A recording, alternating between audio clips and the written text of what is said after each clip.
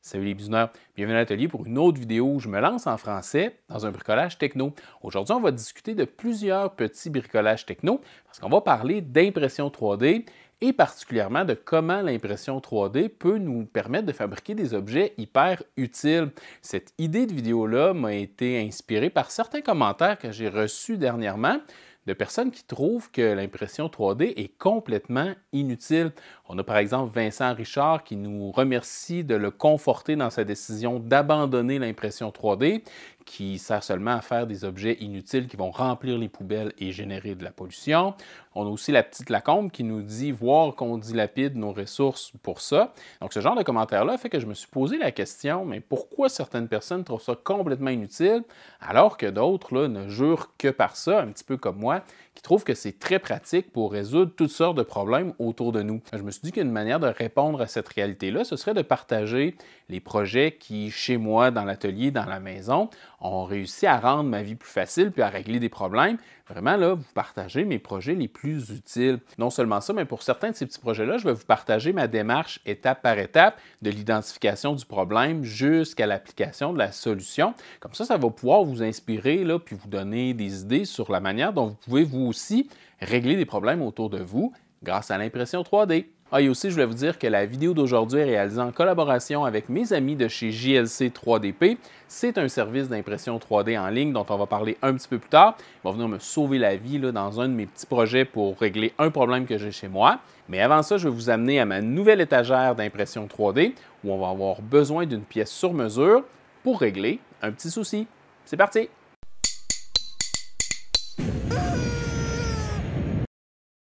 Donc, le premier souci que je rencontre à ma nouvelle étagère d'impression 3D, c'est que j'ai souvent besoin de ma petite paire de pinces là, pour faire toutes sortes de petites opérations autour de la machine. Puis cette paire de pinces-là, je la dépose un peu n'importe où, ici à côté, en haut, là-bas, puis elle n'a jamais vraiment sa place. Donc, ce que je veux faire, c'est d'utiliser les trous qu'on trouve déjà là, dans le rebord, le montant de l'étagère, puis prendre ces trous-là pour me fabriquer un support pour ma petite pince coupante qui va me permettre là, de toujours l'installer à la même place puis savoir où elle est. Puis en plus, avec une base là, qui va permettre de venir s'agripper dans les trous ici, mais cette base-là va pouvoir servir à différents items après, là, si on veut, d'autres options pour accrocher d'autres outils ou pour faire d'autres choses. Donc on peut là, utiliser ces trous-là pour venir là, accrocher des outils et régler des petits soucis qu'on a autour de notre étagère. Donc, c'est ce qu'on va faire là, pour le premier projet utile que je vais vous montrer aujourd'hui. Je vais partager avec vous là, toutes les étapes là, de l'idée de base, la prise de mesure, la modélisation, puis l'impression.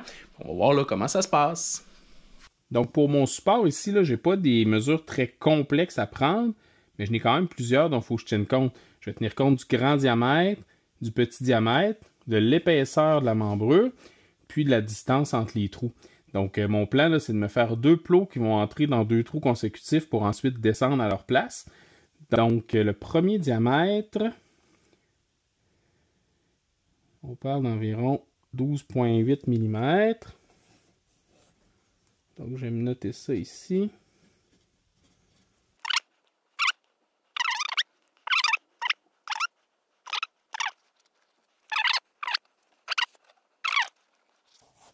Donc, je vais partir avec ces données-là. Je devrais être bon là, pour modéliser une base et ensuite un support pour ma pince. Donc maintenant, pour modéliser mon morceau, il y a plusieurs options là, qui sont disponibles. Vous m'avez déjà vu utiliser Fusion 360, vous m'avez déjà vu utiliser 3D Builder de Windows. Mais aujourd'hui, je vais utiliser la plateforme Tinkercad. Premièrement parce que c'est des formes quand même assez simples qui vont être faciles à fabriquer dans Tinkercad et aussi parce que c'est une plateforme qui est quand même là, très facile d'approche pour les gens qui débutent. Donc comme on est plusieurs à ne pas être hyper familiers avec la modélisation, on va utiliser Tinkercad aujourd'hui, vous allez voir, ça va bien aller. Donc l'idée dans Tinkercad, c'est d'assembler des volumes géométriques de base. On peut voir ici là, que je prends différents cylindres pour créer les plots qui vont venir s'encastrer dans les trous des montants de l'étagère. Donc, tout ce que j'ai à faire, c'est de les insérer, les dimensionner et les placer les uns par rapport aux autres. Puis, une fois que tout est à mon goût, je peux les fusionner pour avoir une pièce là, unique et complète.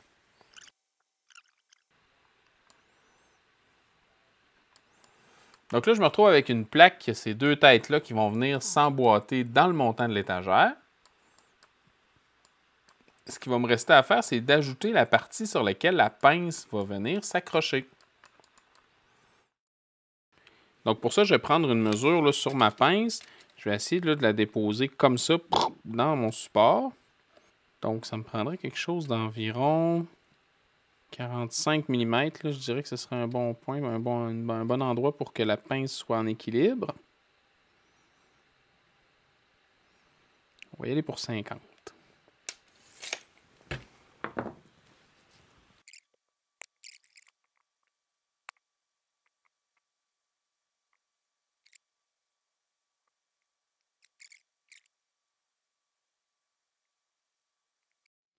Donc, directement d'ici, là, je peux venir exporter au format STL mon petit modèle. Et à l'intérieur du Bamboo Studio, je vais pouvoir démarrer un nouveau projet. Je vais venir importer mon morceau. Et là, je n'ai pas fait un design hyper optimisé pour l'impression 3D. Là, on voit qu'il y a plusieurs sections qui sont dans le vide en dessous. Donc, je vais devoir activer les supports.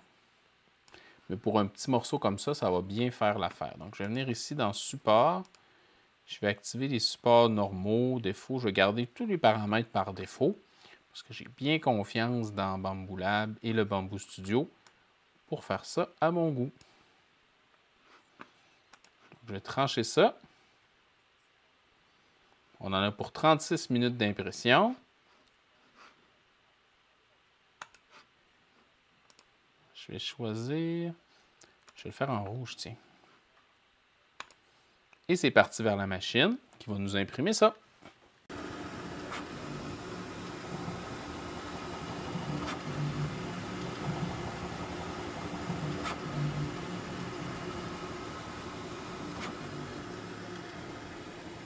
Le prochain exemple dont je vais vous parler, l'IM SCNC TTC 450 Pro de Two Trees. Quand je vous l'ai présenté sur la chaîne il y a quelques temps, je voulais faire des belles prises de vue là, de la fraise en train de travailler. Donc, je me suis dit que ce serait bien d'avoir la GoPro qui était fixée là, près de la fraise pour pouvoir justement prendre là, des belles prises de vue de l'outil en train de travailler. Donc, j'ai utilisé les vis existantes sur le support de la broche pour pouvoir là, me créer un support à GoPro spécialement fait pour pouvoir vous filmer là, la machine en action. Donc, la pièce en question, c'est le morceau rouge qu'on trouve ici. Il est fixé avec les vis existantes de la broche de la TTC 450. Et de l'autre côté, c'est un adapteur pour la fixation de GoPro. Dans ce cas-ci, j'ai fait encore une fois mon modèle à l'intérieur de la plateforme Tinkercad, mais cette fois-là, la stratégie est un petit peu différente. Comme je savais que les supports pour GoPro avaient été modélisés et partagés des centaines ou des milliers de fois, mais je ne suis pas parti complètement de zéro. J'ai téléchargé un modèle de support de GoPro existant, puis je l'ai modifié, puis je l'ai scindé avec une plaque sur mesure qui allait avoir les bons trous là, pour pouvoir être fixé avec les vis de la broche. Donc, c'est une autre stratégie qu'on peut employer là, pour régler nos soucis. On peut partir d'un modèle existant, le couper, le modifier, le scinder, le recoller avec d'autres choses pour pouvoir là, obtenir au bout du compte le morceau dont on a besoin. Donc maintenant, le prochain problème dont je vais vous parler, que je vais régler grâce à l'impression 3D, ça se passe ici en bas, dans mon lave-vaisselle. Je suis certainement pas le seul à avoir ce problème-là. Le mot a dit bonjour de panier d'ustensiles en plastique. À force de taper les ustensiles au fond du panier, c'est dur à voir parce qu'il est plein de vaisselle propre, là, mais toutes les petites cases dans le fond du panier commencent à s'abîmer. On finit toujours par avoir une fourchette ou un ustensile qui passe au travers puis qui tombe au fond.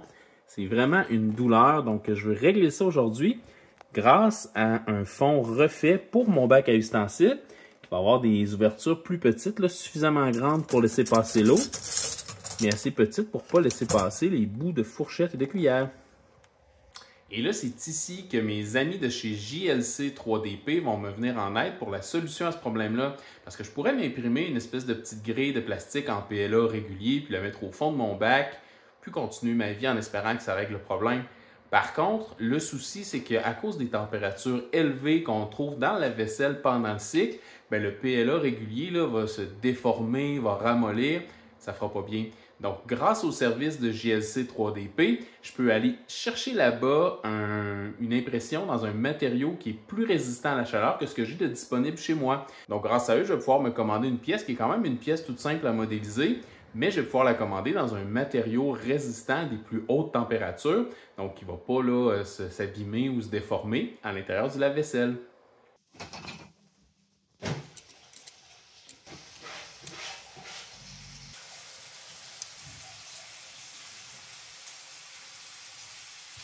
Donc, après avoir pris quelques mesures, j'ai modélisé des plaques super simples et je me suis rendu chez jlc3dp.com pour charger directement sur le site là, mes modèles STL que j'avais fait de mes plaques. Une fois que ça c'est fait, on peut magasiner à travers toutes sortes de types d'impression et de matériaux d'impression. Et ce qui est intéressant, c'est qu'à chaque combinaison qu'on choisit, on a une fenêtre qui nous renseigne sur les propriétés mécaniques et thermiques là, des différentes combinaisons. Donc, mon choix pour mon application s'est arrêté sur le nylon 3201 PAF imprimé par SLS. Et là, je fais une petite parenthèse rapide à propos de l'impression SLS, qui est une technique super intéressante. Le terme SLS vient de l'anglais Selective Laser Sintering, qu'on pourrait traduire en français là, par fritage sélectif laser.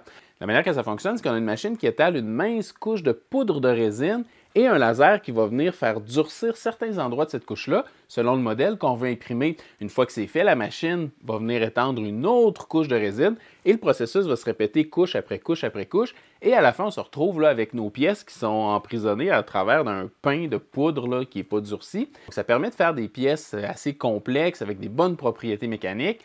Par contre, c'est un processus là, qui est difficile d'accès pour les gens comme nous, là, les hobbyistes à la maison. Donc, c'est là qu'un service comme JLC 3DP devient super intéressant.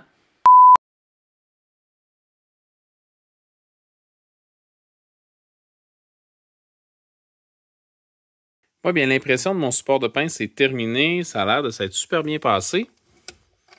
On va retirer les supports puis on va voir ce que ça donne.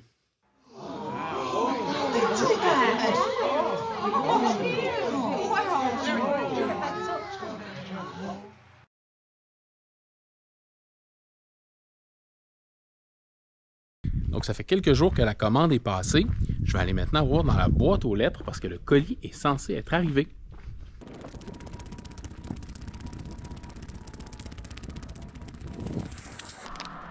Et voilà, le colis est arrivé, donc on va aller ouvrir ça, on va voir ce que ça donne.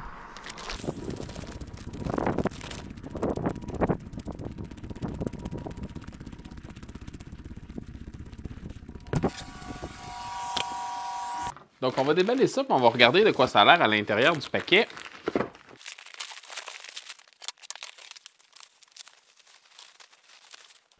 Donc voilà, on a notre plaque trouée ici. On a une certaine flexibilité. On peut voir là, que le procédé de SLS a tendance à laisser un fini un peu texturé sur les pièces. Moi, je trouve ça super joli.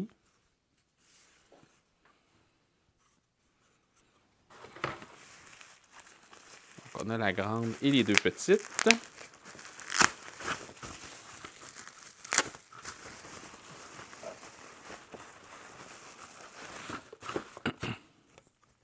Maintenant, tout ce qui va rester à faire, c'est d'aller installer ça à l'intérieur du lave-vaisselle. Donc, je ne me compliquerai pas plus la vie que ça.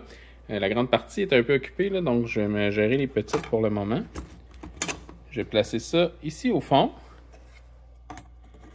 Et ça ici au fond. Et ça va empêcher là, mes ustensiles de passer au travers du plancher. Alors voilà, un autre irritant de ma vie réglé par l'impression 3D. Donc ça, c'est quelques projets que je vous ai partagés un peu plus en détail, mais il y en a plein d'autres. Exemple, quand j'ai rénové ma salle de bain du sous-sol, j'avais besoin d'un contenant de vis à portée de main qui ne tomberait pas par terre, donc je me suis imprimé un contenant qui fonctionnait à l'intérieur d'un trou de mon escabeau. Autre chose, j'avais à raccorder un ventilateur avec un boyau qui n'avait pas le même diamètre. Hop, une petite impression 3D et c'est raccordé.